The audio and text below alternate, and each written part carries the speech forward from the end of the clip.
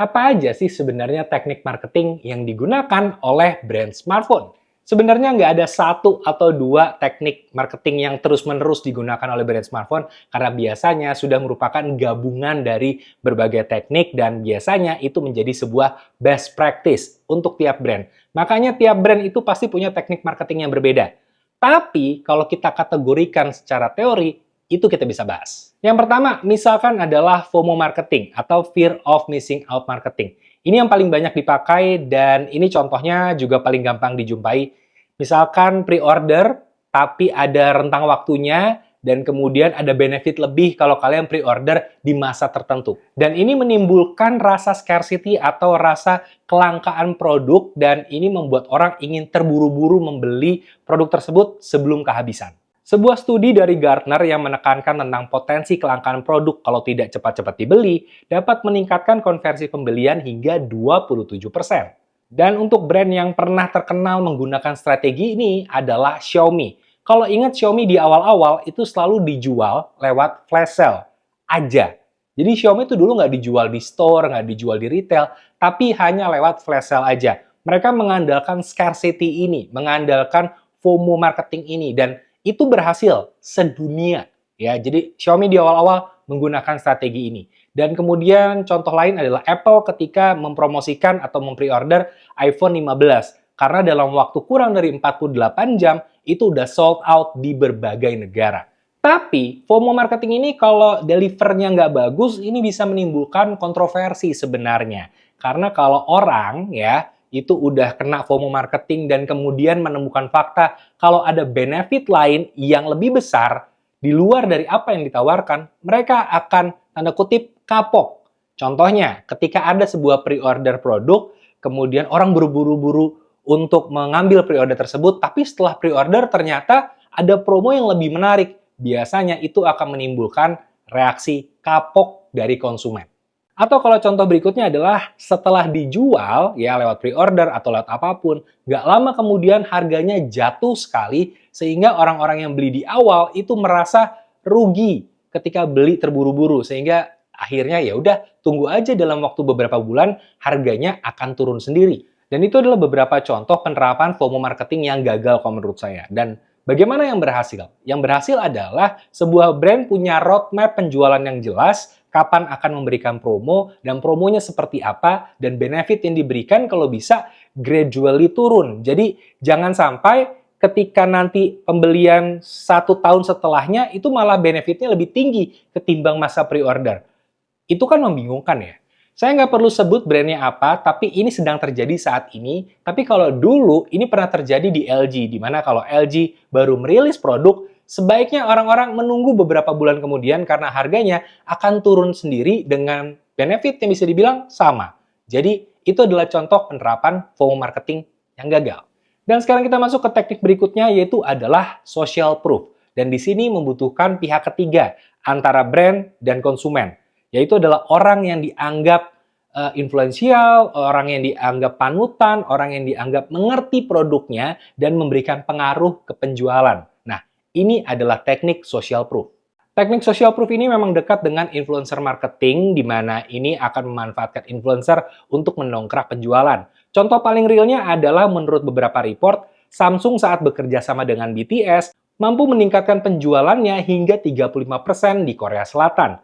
Dan menurut Forbes, 92% konsumen lebih percaya rekomendasi para influencer ini ketimbang iklan tradisional. Teknik ini adalah teknik yang paling banyak dipakai, bahkan sampai sekarang. Kalau kalian ngelihat video review, video showcase fitur, dan lain-lain, ya itu bagian dari teknik ini. Dan ini ada sebuah celah sebenarnya di mana kritiknya adalah integritas. Integritas dari orang yang menyampaikan, orang yang mempromosikan, orang yang memberitahu tentang produk tersebut, itu harus tepat. Karena kalau integritinya rendah, itu produknya jadi dipertanyakan. Karena kadang popularitas itu tidak menjamin apa yang diucapkan itu dipercaya. Karena social proof ini baru bisa bekerja kalau proofnya itu dipercaya oleh konsumen. Dan sekarang kita masuk ke teknik yang lebih dalam, yaitu adalah neuromarketing. Nah, ini adalah teknik yang banyak dipakai oleh brand-brand besar karena ini tujuannya untuk meng-evoke emotion atau mengambil emosi dari penontonnya atau calon konsumennya. Biasanya ini biasa dipakai sama Apple, kalau kalian perhatiin ya. Apple tuh kalau tiap launching itu terkesan tanda kutip minimalis, padahal kita tahu sendiri itu ribet bikinnya, transisinya luar biasa banget. Musiknya juga scoringnya bagus dan itu tujuannya adalah untuk menimbulkan rasa membanggakan ketika kita menerima produknya dan juga terkesan dinamis atau tidak membosankan. Padahal mungkin produknya gitu-gitu aja. Sebuah penelitian dari Nielsen menunjukkan bahwa iklan yang merangsang sisi emosional bisa meningkatkan sales hingga 23%. Tapi untuk produk teknologi, ini ada sebuah kritik sebenarnya dari para pakar, yaitu adalah masalah etis. Jadi, apakah ini etis menggunakan teknik seperti ini? Karena sebenarnya ini adalah manipulasi psikologi dari calon konsumen yang berujung pada over consumerism. Jadi, konsumerisme secara berlebihan. Dan ini dalam jangka panjang sebenarnya tidak bagus. Dan juga ketika kita terlalu memainkan neuromarketing ini, tapi perceived quality dari produknya tidak sesuai, itu biasanya akan terjadi kontra sehingga mulai kehilangan kepercayaan dari si konsumen. Dan akhirnya berujung pada tanda kutip kapok untuk beli lagi. Jadi memang idealnya neuromarketing itu cukup dipakai pas untuk merangsang emosi dari calon audiens atau konsumen, tapi selebihnya jangan overclaim. Dan yang terakhir kita masuk ke sebuah teori yang menurut saya cukup kontroversial tapi memang sudah terbukti nyata adanya, yaitu adalah plan obsolescence. Apa sih bahasa Inggrisnya? Plan obsolescence. Ya itulah. Pokoknya produknya dibikin obsolete, dibikin tidak tidak update gitu ya, sudah tidak bisa dipakai, padahal itu direncanakan oleh brandnya. Contoh paling aktual, lagi-lagi Apple, di mana mereka pernah kasus ya, dulu terkenal untuk melambatkan handphone-handphone yang lebih lamanya melalui software update. Jadi terkesan handphone lamanya tuh lambat, kemudian baterainya cepat habis, dan lain-lain. Tujuannya apa? Supaya beli produk terbarunya. Dan ini juga sebenarnya dilakukan oleh banyak brand Android.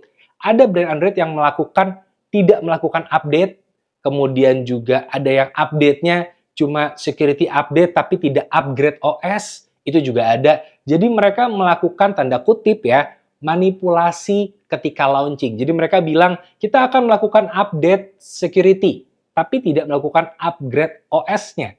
Sedangkan ketika, kalau Android sama-sama tahu, kalau upgrade OS-nya berhenti, security update juga rasanya tanda kutip ya, percuma gitu. Dan ini terjadi di banyak brand.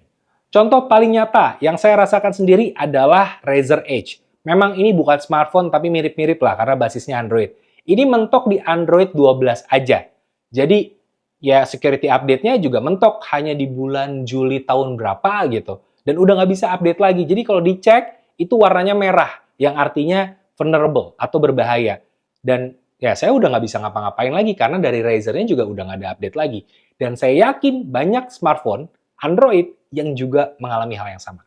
Dan kalau diperhatiin makin ke sini, makin banyak brand Android yang melakukan announce ketika launching, saya akan support selama sekian tahun untuk OS-nya, sekian tahun untuk upgrade-nya, pokoknya mereka akhirnya mulai mengumumkan itu. Padahal dulu, kalau diperhatiin sekitar 5-8 tahun lalu, itu nggak ada. Tapi mulai 5 tahun terakhir, itu mulai digaungkan. Kenapa? Karena orang mulai sadar strategi ini udah banyak dipakai. Bahkan yang terakhir-terakhir ini adalah Apple secara resmi merilis produk-produk yang mereka anggap vintage atau obsolete. Jadi udah nggak akan dapat updatean OS terbaru. Dan ya, padahal kalau dipikir-pikir itu juga belum lama-lama banget produk-produknya. Jadi ya, tujuannya apa? Biar beli produk baru mereka. Well, itu adalah salah satu teknik yang mereka pakai dan mereka berhak untuk pakai itu.